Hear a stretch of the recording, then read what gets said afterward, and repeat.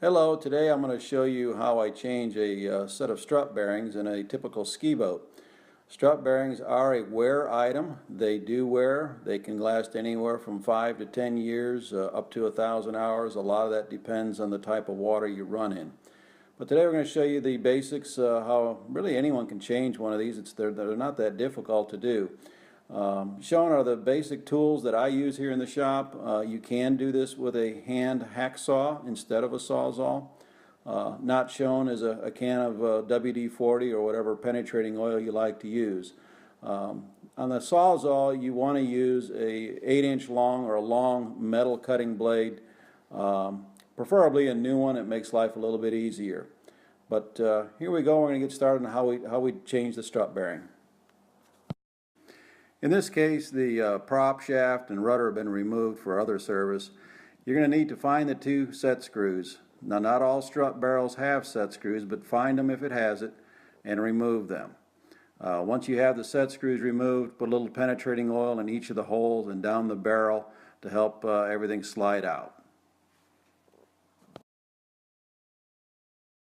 Okay, we're going to start by removing the rear bearing first. Place your sawzall in the barrel with the cutting blade edge going up, never down. That's important. Once this is cut through, if it goes through the barrel into the strut, it doesn't do any damage or weaken it. If you go down, it could create a weakness. Once that barrel is cut, you think you're through it. I like to take a flashlight and look to make sure it looks like I'm all the way through before I go ahead and tap it out. From the front of the strut, take your favorite drift pin or center punch and tap the back shell out. It's as simple as that. Okay, the back shell or bearing is out and removed. Now we're going to cut the front bearing shell out. That's why we're using that long sawzall blade. So we can reach up in there and cut the bearing shell. Once the bearing shell, well, at least we think it's cut, take a light, look through there, take a look, see if it looks like it's been cut through. Hopefully it is cut through, and then we can go to the next step and tap it out. Okay, take your drift pin and tap the front bearing shell out. Hopefully it goes nice and smooth like this one did. Here's a picture of what the two bearing shells look like. You can see the cut marks in them. Remember, these bearings are always going to be 2-inch long each. The barrel is probably 5.5 to 6 inches. There's a gap in the barrel between the two strut bearings. With both bearings now removed, you want to clean the inside of the barrel. You can shove a shop rag through there, clean it out good. But you do want to inspect it and look for nasty burrs or bad corrosion. Sometimes you do need to get a wire brush in there, a circular wire brush, and clean them out. Okay, when you get your new strut bearings, one of the tricks that makes the reinstalling very easy is take those new bearings, put them in the freezer for an hour or two, then pack them in a little bit of ice, put them in the cooler, and walk out to the shop to keep them cool. This will help the installation go a lot smoother in most cases. Okay, I like to squirt a little penetrating oil in the barrel. Then you want to reach into your little cooler, find the first bearing, take one of them out of the box, and you want to try to line it up in the front of the strut. Tap it in a little bit if you can get it started. You want to try to get it started by hand if you can. Worst case scenarios, you put a little bit of tapping with a hammer, but that's a worst case scenario.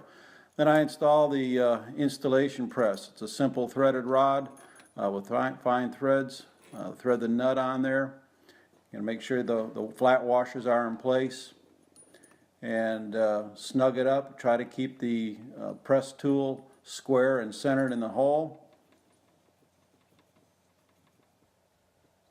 Snug it up nice and tight.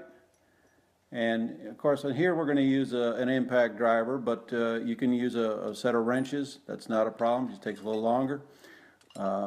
Put your impact wrench or your wrench on the one end of the puller, secure the other end, and pull the trigger.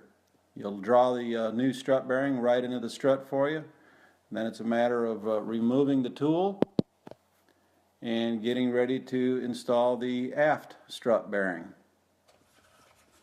Grab that out of the box, center it up, try to get it started. You may get it in there 1/8 of an inch. That's okay.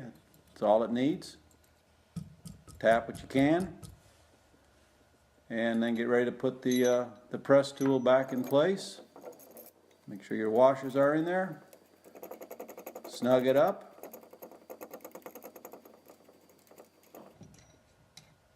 I wish my hands could turn that fast in real life. You want to make sure that tool is nice and square, not on an angle.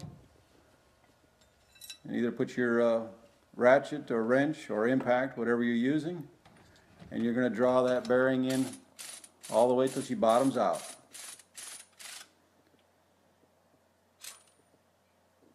Next, we'll loosen the tool up and remove the tool.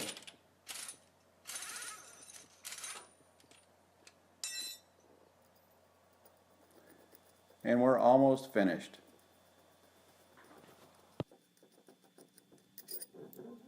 Okay, the last thing we have to do is reinstall the 2 stainless steel set screws. You want to snug them up pretty tight. You may want to blow a little air or run a rag through there. You don't want any of the penetrating oil left on that rubber. And that's the reinstallation of and replacing your strut bearings. So I hope you appreciate this and hope I was able to help somebody out there change their bearings. If you like this video and it was helpful, leave a comment and we'll try to create a few more to help you out.